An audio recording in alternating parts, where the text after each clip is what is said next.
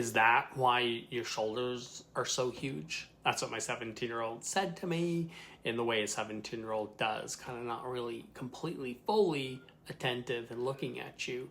But we had started a conversation because he saw me kind of stirring my natural peptides in the kitchen and taking them, and he was like, why do you take that? Like, what is that? And I was explaining to him how important it is to build a foundation when you're young of lean muscle tissue. And being sedentary and having age catch up with me, I'm on a mission to rebuild it again, but these peptides are helping my muscles get the message. And so it kind of felt good that he was noticing, because I didn't think anybody was quite noticing. Those shoulders have been making a quiet comeback early in the morning with consistent resistance training after divorce has taken quite a toll on me. And I've been resistance training again, quietly, persistently, finding my footing again. This fitness thing isn't something I picked up last year. I actually hold a health science and kinesiology degree. I spent over 25 years as a personal trainer, training the trainers and teaching and speaking on stages all across North America. Then life changed. I shifted and pivoted my career to something a little bit more predictable as a single dad of 4. I'm grateful that I did, because it came in handy in this season. But that desk job and sedentary life in my later adult years has taken a toll on me. And not long after I took that desk job, the house of cards that was my life came down. The divorce, the stress. I had to step back and just be quiet and rebuild things. And the version of me that used to coach other people through their transformations could barely find energy to coach myself through my own. That's why the comeback means even more. My kids need to see the comeback. They need to see that life gets hard, doesn't go the way that you thought it was going to go, but we move and we press forward, we learn and we grow. So look at me as not some expert who never fell off, who doesn't struggle, who has everything figured out. I'm climbing back on purpose, out loud, here on my YouTube channel. You're catching me as an imperfect work in progress, and I'm okay with that. I think we need more transparency and authenticity in this world, that sometimes life is hard and it takes a lot to get yourself going again. But I'm here to share, and let's do it together. So I'm going to share 5 main points of focus that we're going to be leaning into to become those lean, mean fighting machines, maintain lean muscle as we age, which is the foundation of youthful aging. Quick heads up, one of these 5 things is a product I'm personally using and I'm an affiliate for. I'll tell you exactly which one and why I'm using it when we get there. Full transparency and no gatekeeping there. Number 1, protein becomes non-negotiable. You know, at 25, I could get away with sloppy eating and still hold muscle. I pretty much lived at the gym. I spent my days playing beach volleyball and rollerblading with all of my buddies. I don't have all the time for that activity, and our bodies start breaking down muscle faster than it builds it if you don't feed it and prioritize it. That's not fear-mongering. It's just literally what happens with age-related muscle loss. It's called sarcopenia, and it accelerates every decade past 40 if you let it. The number that I'm focused on that's going to change things is roughly 1 gram of protein per pound of goal body weight. You know, I'm going to spread that across the day and not cram it all into one meal. So with a goal weight of around 160 pounds, I'm aiming for roughly 160 grams in protein. So if I'm getting around 4 meals or snacks in a day, that means that I'm roughly around 40 grams of protein per meal. You don't need to be perfect here. There's no time for perfection. You just need to be consistent. And I'm not interested in obsessive diet culture. I don't have time for that. So it's basically going to be first meal of the day. I'm going to ask myself one question: where's my protein? And I continue that for all of the meals that come after that in the day. Number 2, time and time again, was a mistake I saw a lot of people make in the gym. They'd be spending hours on those cardio machines, burning calories, thinking that that was going to be the way to their ideal weight. It's the furthest thing from the truth. If you have time and you want to use your time well, you're going to focus on resistance training. Simple cardio is not going to stop the muscle loss that starts to creep in during your 40s. You need resistance. Think weights, bands, body weight. It doesn't really matter which. It really matters that your muscles are under load regularly. So I'm being realistic with the fact that I'm raising 4 kids. 24/7. So I have a minimum of 3 sessions a week that I hit with resistance training, working my way through the full body with more compound movements, and I can share that a little bit more, but basically evening out some of the push and the pull and the squats and the hinges. So you really want to have an even plan. Don't get overwhelmed by it. Just learn as you go. The more important factor is the consistency, and then as you improve your consistency in getting to the gym, then you can start working on that quality after you got some reps under your belt. This is the part that matters more than the scale. In our diet obsessed culture right now, and our injectable peptide culture right now, the conversation we need to be having is the scale is not that important. What matters more than that number on the scale is what type of loss you're getting. Is it fat or is it muscle? You need to be able to lose fat and you need to be able to maintain your muscle. And as you go into your 40s and 50s, that becomes so very important. And that's what scares me with the direction of things right now. Number 3 is do not underestimate the importance of recovery. Recovery is actually training too. And this is the one nobody really wants to hear because they can chalk it up as being lazy because you don't feel like you're being productive.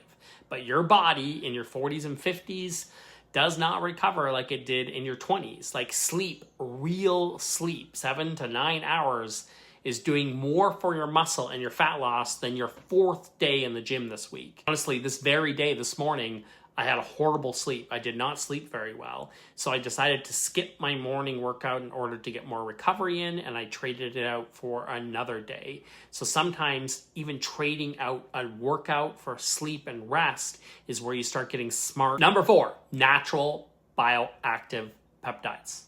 Natural, from nature. Bioactive, meaning they show up in a significant level in your bloodstream as shown by studies. And this is the one I told you about at the top of this video where I said I am an affiliate with this company because I believe in it and what they're offering in terms of what's comparably out there. Over the last many years, peptides have been making their way into the wellness market, and they're here and everyone's hearing about them right now. And there's a lot of confusion around them. And I think it's important to ask questions, to step back, and be skeptical about everything. You know, half the internet is talking about the injectable synthetic peptides with a list of side effects that are mile long, and they're lumping them all into the same category, but they're not all equal and they're not all made the same.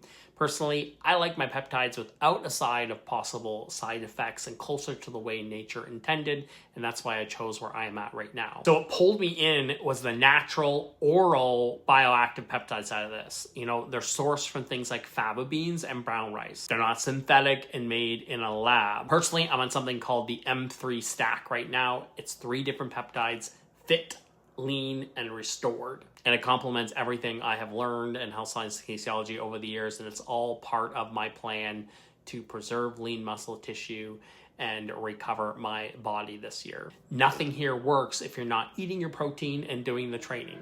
The peptides are a support underneath the work. They're not a shortcut around it. I'm not just going off my own results here. I have plenty of friends that have had amazing, tremendous results with these natural peptides. I'm going to share 2 stories here.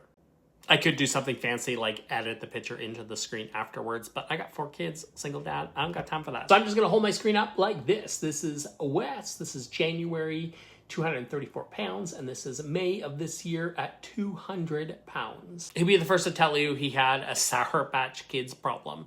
The kind where you like stack all 5 colors in your hand and chase it with a Dr. Pepper. Not exactly a performance diet. He started using lean throughout the day, and he told me that the cravings didn't require some heroic willpower fight anymore. They just got quiet. It works because the peptide in lean speaks directly to the receptors that regulate your hunger. So it's not you against your cravings anymore. It's your body working with you instead of against you. The other thing he changed is something I already hit on and I have preached for a long time. He stopped running and he actually started walking.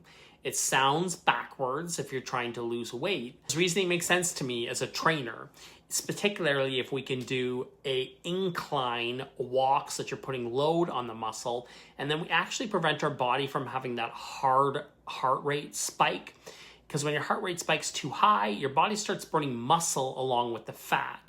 So walking briskly on an incline, you can actually stay in a zone where your body burns fat and it keeps the muscle as you're adding that load.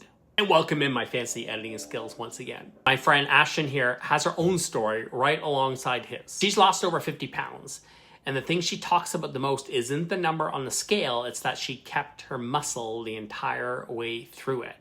That's the part most weight loss stories skip. We see the before and afters, but the question is, have you maintained lean muscle tissue? Because it's detrimental if you didn't. So she's proof that the studies that they talk about with these natural peptides actually do what they say they're gonna do when they talk about helping your body lose the fat while maintaining lean muscle tissue. And this is the point I'm trying to drive home if you found yourself on this video. As you head into your 40s and 50s and you're watching this, you really need to focus on lean muscle tissue if you want to age well. They've lost a combined 85 pounds. Neither one got there by punishing themselves. They're basically hitting the gyms a couple times a week, simple, repeatable stuff, done consistently with the peptides supporting that work underneath it.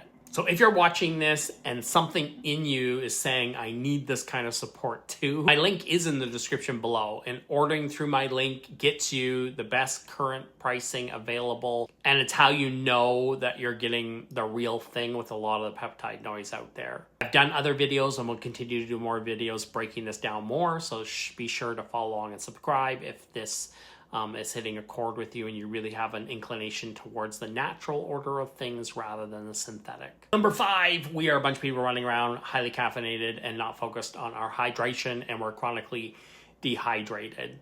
So you really need to consider your hydration level. It's really going to contribute just to your overall energy, your fogginess, how your body recovers. Here's why I've put it last but not least. Your body needs to be well hydrated for the peptides we just talked about to actually do their job. Peptides, they work through cell communication, and most people are chronically dehydrated without ever really realizing it. They just chalk it up as being tired or foggy.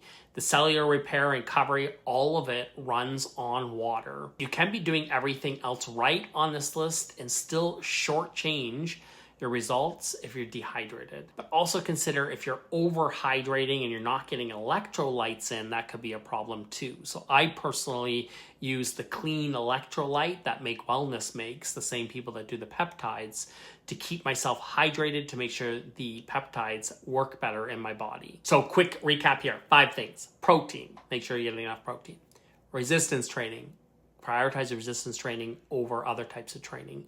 Recovery and sleep, make sure you are prioritizing recovery and sleep. And then consider natural peptides as a support to help your body just get the damn message. And then you need to consistently stay hydrated to make it all work that much better. The key is, do not complicate it. Keep it simple, because what matters most is consistency. And I'm not showing up here on YouTube saying that I've arrived. You're catching me in the middle of the journey as I document it as a way of keeping me accountable. So follow along. You want to learn and prioritize that comeback season 2, because I'm going to keep sharing as I go. Use Wes and Ashton that I shared in that video as an example of it didn't take anything crazy. It was a few simple changes along with the natural peptides that got them to the 85 pounds lost and maintaining their lean muscle tissue while they did it. It's 100 small things that are done when nobody's watching you, nobody's filming you, but you stayed consistent. As I said, I dropped my link in the description. That's the fastest way to get started on the natural peptides and get the best pricing. What's the one thing on this list today that you think you could double down on?